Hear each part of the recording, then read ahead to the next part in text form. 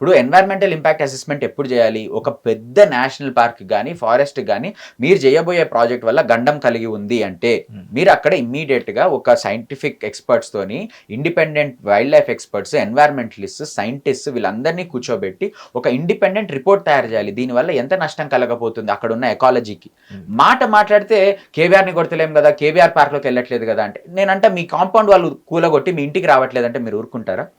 KBR park చుట్టూ ఉన్నది echo sensitive zone. ఏదైనా ఎకాలజీ అనేది సేఫ్ గార్డ్ చేస్తుంది. అక్కడ కేబీఆర్ పార్క్ అనేది ఒక కార్బన్ వాటర్ సింక్. 400 ఎకరాలలో నీళ్లు ఇంకుతున్నాయి కాబట్టే కనీసం ఈ చుట్టుపక్కల ఏరియాలో బోర్లలో నీళ్లు ఉన్నాయి. ఇక్కడ బస్తీలో ఉన్న వాళ్ళందరూ కూడా ఆలోచించాలి. మీ బోర్లలో నీళ్లు పడుతున్నాయి అంటే అది కేబీఆర్ పార్క్ మనకు చేస్తున్న పుణ్యం. కేబీఆర్ పార్క్ మనకు చూపిస్తున్న కరుణ, మనపైన చూపిస్తున్న దయా దాక్షిణ్యం. దాన్ని ఈరోజు మనం కాపాడుకోకపోతే, దాని చుట్టూ మనం మానవహారం చేసి నిలబడి దానిపై ఒక్క చెట్టు కూడా, దాని చుట్టుపక్కల ఉన్న ఒక చెట్టును కూడా నరకనీయకుండా మనం చేయకపోతే రేపొద్దున ప్రకృతే మనపై పగబడుతుంది. ప్రకృతి మనపై పగబడితే ఏ మంత్రి, ఏ ముఖ్యమంత్రి, ఏ పొలిటికల్ పార్టీ ఎవ్వరు దాన్ని తట్టుకోలేరు. ప్రకృతి కోపాన్ని మన వల్ల కాదు మనం తట్టుకోలేము. పడితే పట్టనివ్వండి, ఎందుకంటే ఒక మనిషిని అయితే తీసుకొచ్చి జైల్లో వేస్తాము, ప్రకృతిని పట్టుకొచ్చి కాలర్ పట్టుకుని వచ్చి లోపల వేయలేం కదా. అదే మన మన దౌర్భాగ్యం. అదే, ఇంకా అంతకు మించి నేను ఏం చెప్పగలుగుతాను. ఎన్వైరన్మెంటల్ ఇంపాక్ట్ అసెస్మెంట్ ఎందుకు అడుగుతున్నానంటే సింపుల్.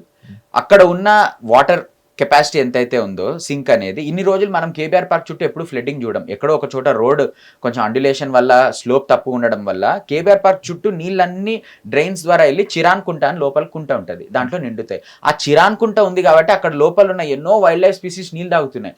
రేపు పొద్దున వీళ్ళు 7 జంక్షన్ల వద్ద, దాంట్లో 6 కేబీఆర్ పార్క్ చుట్టూ, road number 45, film Nagar, check post, KBR entrance, Maharaja Agrasen Jagannath temple, cancer hospital junction, ఇన్ని చోట్ల ఫ్లైఓవర్ అండర్ పాస్ అంటే 12 స్ట్రక్చర్స్, అండర్ పాస్లు, ఫ్లైఓవర్లు. దీనికోసం ఎంత తవ్వుతారు, ఎంత రీటైనింగ్ వాల్ కడతారు, ఇవన్నీ చేస్తే ఫ్లడ్డింగ్ జరగబోతుంది. వీళ్ళకి తెలుసు ఫ్లడ్డింగ్ జరుగుతుంది కాబట్టి వీళ్ళు ప్రతి ఒక్క జంక్షన్ వద్ద 2 లక్షల లీటర్ల సంపులు కడుతున్నారు. 2 లక్షల లీటర్లు. అక్కడ న్యాచురల్ సంపు ఉంది కేవీఆర్ పార్క్. అది వదిలిపెట్టి 2 లక్షలు ఆర్ఎస్ కలిపితే 12 లక్షల లీటర్ల సంపు. ఎందుకు? నీళ్ళు వస్తాయంట, నీళ్ళు ఇకట్ అవుతాయంట, అక్కడ డీజిల్ పంప్ పెట్టి బయటికి కొడతారంట. ఏమన్నా తెలివి ఉందా ఇది? అరే నీళ్లు పోయి ఇంకుతున్నాయి బై, అవి మన గ్రౌండ్ వాటర్ని పెంచుతున్నాయంటే లేదు. దాని చుట్టూ కాంక్రీట్ వాటర్ కట్టేయాలి, రీటైనింగ్ వాల్ కట్టేయాలి, నీళ్లు లోపలికి పోవు. అప్పుడు నేను సంపు పెడతా, నేను ఏడండి ఇప్పుడు మనం చూస్తున్నాం, వర్షం పడితే ఫ్లైఓవర్లు మునుగుతున్నాయి. వీళ్ళతో అవుతుందా రేపు పొద్దున్న నీళ్లు బయటికి పంపు కొట్టడం? నమ్మగలుగుతామా? మొత్తం జూబ్లీహిల్స్ ఏరియాలో ఉన్న ప్రజలు ఆలోచించాలి. ముప్పు ఉంది మనకి. ఇప్పుడు మీరుండే ఏరియా ఇది? నేను ఉండేది జూబ్లీహిల్స్ లో. మీకు వాటర్ అనేది గ్రౌండ్ నుంచి వస్తుందా? మాకు పైప్డ్ వాటర్ కనెక్షన్ అందరికీ ఉన్నా కూడా we rely on ground water.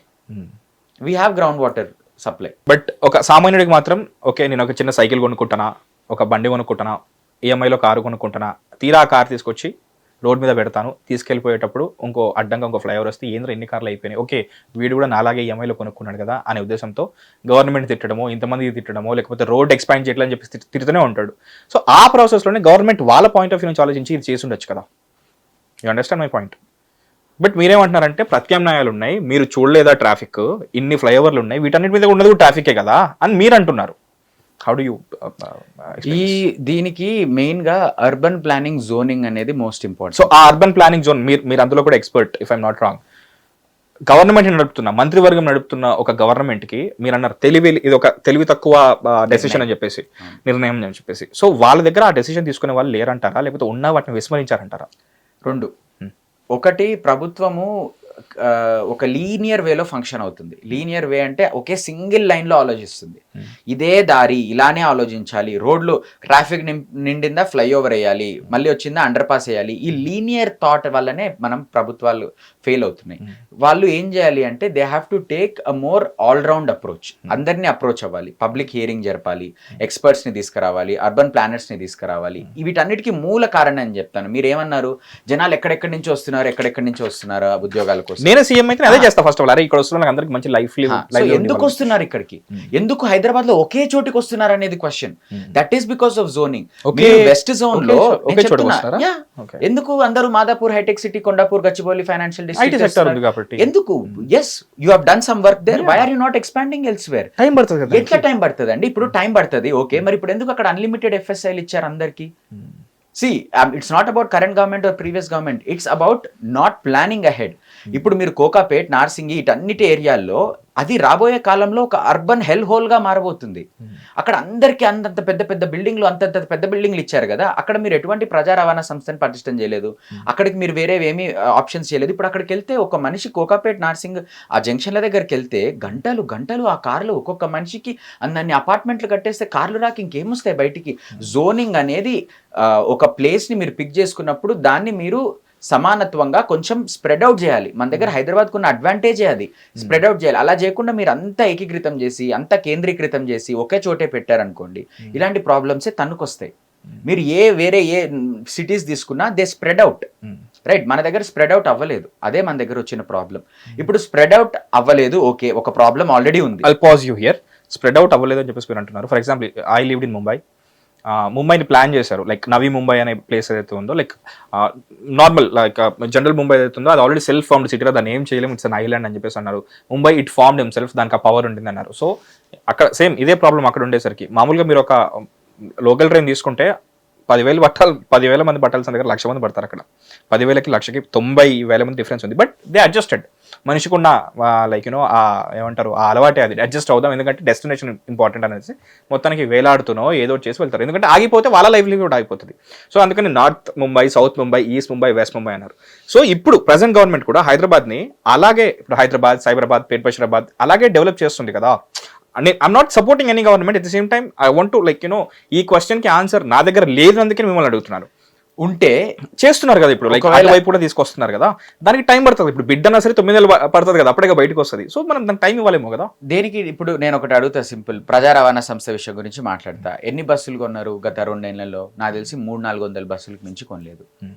ఇదే ఈ 1,000 కోట్లు ఏదైతే మీరు ఖర్చు పెడుతున్నారో ఈ ఫ్లైఓవర్ల కోసం, ఈ కేబీఆర్ చుట్టూ ఉన్న ఫ్లైఓవర్ల కోసం, సుమారు మీరు 1,500 బస్సులు కొనొచ్చు. 1,500 బస్సులు కొంటే రోజుకి ఒక్కొక్క ట్రిప్కి 1,20,000 మంది ట్రావెల్ చేస్తే రోజుకి 12 లక్షల మంది తిరగచ్చు. మన థాట్ అంతా 12 లక్షల మందిని ఎలా తిప్పాలి, రోడ్లపైన కార్ల సంఖ్యని ఎలా తగ్గియాలి. ఒక విజయ్ తిరుగుతాడు, ఒక మహేష్ తిరుగుడు, ఒక అరవింద్ తిరుగుడు, ఒక భాను తిరుగుడు. ఎందుకంటే మీరు ఇందాక కొన్ని సిటీస్ ఎగ్జాంపుల్ తీసుకున్నారు కదా, సింగపూర్, జపాన్ అని. జపాన్లో టోల్ గేట్ ఒక 2 గంటలు పనిచేయకపోతే వాళ్ళు అలాగే వదిలేశారు. లైక్ ఒక ఎగ్జాంపుల్ చెప్తున్నాను, అక్కడ 5 నిమిషాలు ట్రైన్ రాకపోయినా సరే లైక్ యూనో వాళ్ళు వచ్చి అపాలజీ చెప్తారు 1 మినిట్ అని. ఎందుకంటే అది ఆ సిటీ లైక్ ఆ కంట్రీ నేర్పించిన డెవలప్మెంట్, లైక్ డిసిప్లిన్ అంటారు కదా, లైక్ రూట్ లెవెల్ నుంచి. అది మనకి like as part of Indians కానీ as part of Hyderabad, Indians వదిలేద్దాం, హైదరాబాద్ వరకు అది రావాలంటే ఎన్నో సంవత్సరాలు పడుతుంది, దానికి ఎంతో నర్చరింగ్ కావాలి. మరి మొదలు పెట్టాలి కదా ఆ ప్రయత్నం. లైక్ ఇప్పుడు ఆ ప్రయత్నం మొదలు పెట్టకుండా ఇష్టం వచ్చినట్టు మనం ఉన్న పర్యావరణాన్ని నరికేస్తూ, సరే మీరు ఎక్కడెక్కడో కట్టినారు, ఎవరైనా వచ్చినారా? పర్యావరణాన్ని నరుకుతున్నప్పుడే కదా మనం వస్తుంది. హెచ్సియులో నరికారు, ఇష్టం వచ్చినట్టు నరికారు. ఉంది ఒక చిన్న అక్కడ హెచ్సియు వాళ్ళకి ఉన్న ల్యాండ్ అది. రేపొద్దున ఒక ఇన్స్టిట్యూషన్ అనేది ఈ చిన్న విషయం కాదండి. ఇన్స్టిట్యూషన్కి అంత ల్యాండ్ ఎందుకు ఇస్తారంటే, నగరాలు ఎంత పెద్దగా అయినా, సంవత్సరాలు ప్రభుత్వాలు మారినా కూడా ఇన్స్టిట్యూషన్ బతికుండాలి. ఎందుకంటే జనాల ఎవల్యూషన్, థాట్ ప్రాసెస్తో సంబంధించిన విషయం ఇది. మనం ఎలా ఒక స్టోనేజ్ నుంచి రాళ్ళు కొట్టుకునే వాళ్ళ నుంచి ఈరోజు ఇంత పురోగతి చెంది ఇట్లా మాట్లాడుతున్నామో, ఇంత సాంకేతికత వచ్చిందో అది చదువు వల్ల. అలాంటిది ఒక చదువు నేర్పే ఇన్స్టిట్యూషన్ పైకి మీరు రాత్రికి రాత్రి జేసీబీలు దింపి హెచ్సియును కొట్టేయాలని ప్రయత్నిస్తే జనాలు తిరగబడ్డారు, దేశవ్యాప్తంగా తిరగబడ్డారు. ఎందుకంటే మీరు ప్రకృతిపై దాడి చేస్తున్నారు. ఈ రోజు కూడా మేము చెప్పేది ఏంటంటే, మీరు ప్రకృతిపై దాడి చేయకుండా వేరే ఆలోచనలు ఏమన్నా ఉంటే మీరు చేపట్టండి. డెవలప్మెంట్కి సంబంధించి ప్రకృతిపై దాడి చేయకుండా మీరు ప్రజా రవాణా సంస్థను చేపట్టండి. ఇప్పుడు ఎందుకు బస్సులు కొనట్లేదు నేను చెప్పండి. నేను చెప్తాను, 400 మహా అయితే 500 అది చెక్ చేయాలి. బట్ సిటీలో నేను చెప్తున్నది, అది కూడా కొన్ని దాంట్లో బ్యాక్ ఆర్డర్ ఉంటాయి, అంటే ఇంకా డెలివరీ అయ్యిండవు, జస్ట్ వచ్చే ఉంటాయి ఇంకా 200 దాంట్లో. ఆన్ పేపర్ ఒక డిజిట్ ఉంటుంది, లైక్ ప్రాక్టికల్ గా. నేను అనేది they would have ordered, they will still count ఇది మేము ప్రొక్యూర్ చేసినాము అని. సో నేను అనేది ఏంటంటే, సింపుల్ గా ఇప్పుడు ఏవైతే మీరు బస్సుల విషయానికి వస్తే, సింపుల్ ఎగ్జాంపుల్, ఉమెన్ ఎందుకు చాలా ఇబ్బంది పడతారు బస్సులో ప్రయాణించడానికి? బస్సులో సీసీటీవీ కెమెరా ఉందని నేను అడుగుతున్నా. ఈరోజు మనం అంటే మొగోళ్ళం అటు ఇటు వెళ్తాం, తిరుగుతాం, ఎక్కుతాం. ఉమెన్ ఎంత బాధపడతారో తెలుసా అండి? ఎంత డిస్గస్టింగ్ థింగ్స్ జరుగుతాయంటే బస్సులో, వాళ్ళు చెప్పుకోలేరు, రైట్? వాళ్ళు చెప్పుకోలేరు, వాళ్ళ ఇంట్లో కూడా చెప్పుకోలేరు, అరే ఎందుకు నీకు బాధ అంటారు. So women go through a lot of trouble. అలాంటి వాళ్ళని మీరు బస్సులో మార్షల్ని పెట్టండి, పైసలు తీసుకొని బస్సులో ఉమెన్ ఫ్రీ బస్ అని ఇచ్చారు. Good thing. బస్సు సంఖ్యను పెంచండి so that even men will have equal space to SIT. బస్సులో మార్షల్ ని పెట్టండి. అది కూడా అవసరం లేదు, మధ్యలో చిన్న మెష్ పెట్టినా చాలు. It's okay. మెష్ పెట్టి మార్షల్ ఒక డెటరెన్స్. ఒక మనిషి ఉన్నాడు, ఒక పోలీస్ వాలంటీర్, ఆయన పోలీస్ కాంట్రాక్ట్ పద్ధతిగానే మీరు హైర్ చేసుకోండి, కావాలంటే కాంట్రాక్ట్ పద్ధతిని హైర్ చేసుకొని బస్సులో మార్షల్ ని పెట్టండి. నేను ఎందుకు వద్దంటానంటే మెల్లిగా ఎవెన్చువల్లీ ఆ జాబ్ కూడా కండక్టర్ పైన పడుతుంది అని నా ఉద్దేశం. పడని అంటే నేను అనేది ద కాన్సెప్ట్ ఇస్ ఒకరికి సేఫ్టీ ఇవ్వలేకపోతున్నాము, ఒకరికి బస్ స్టాప్ దగ్గర కూర్చుంటే టైంకి వస్తుందా లేదా చెప్తున్నాం, ఫుట్పాత్ కట్టలేకపోతున్నాం. ఈ రోజు ఏడైతే పనులు చేస్తున్నారో ఆడ లైట్ లేవు, స్ట్రీట్ లైట్ ఇవ్వలేకపోతున్నాం, రోడ్లు చక్క చేయలేకపోతున్నాం. హిట్ టీవీ యాప్, ఇందులో short news, live news, entertainment shows, movies, digital magazines తో పాటు మీ జిల్లా వార్తలను కూడా ఫ్రీగా చూడొచ్చు. ఇంకెందుకు ఆలస్యం, వెంటనే హిట్ టీవీ యాప్ ని డౌన్లోడ్ చేసుకుని ఫ్రీగా ఎంటర్టైన్మెంట్ పొందండి. Hit TV app. Hit TV app. Please download Hit TV app. Hit TV app ని ఫ్రీగా డౌన్లోడ్ చేసుకొని ఎంజాయ్ చేయండి. మీకు నచ్చిన ఎంటర్టైన్మెంట్ కోసం హిట్ టీవీ యాప్ ని ఫ్రీగా డౌన్లోడ్ చేసుకుని ఎంజాయ్ చేయండి. హిట్ టీవీ యాప్ ని డౌన్లోడ్ చేసుకుని ఆస్వాదించండి, ఆశీర్వదించండి. ఇంతమంది సెలబ్రిటీలు హిట్ టీవీ యాప్ ని డౌన్లోడ్ చేసుకోండి అని చెప్తున్నారంటే ఎంత మంచి యాప్ ఆలోచించండి. అమెరికా అమెరికా అమెరికా అమెరికాలో చదవాలనుకునే వాళ్ళకి విశ్వసనీయమైన పేరు మన శౌర్య కన్సల్టెన్సీ. UK లో 1 year masters. UK లో 1 year masters. 2 years work permit up to 5 years visa. Contact Saurya Consultancy. Contact 89851 89851.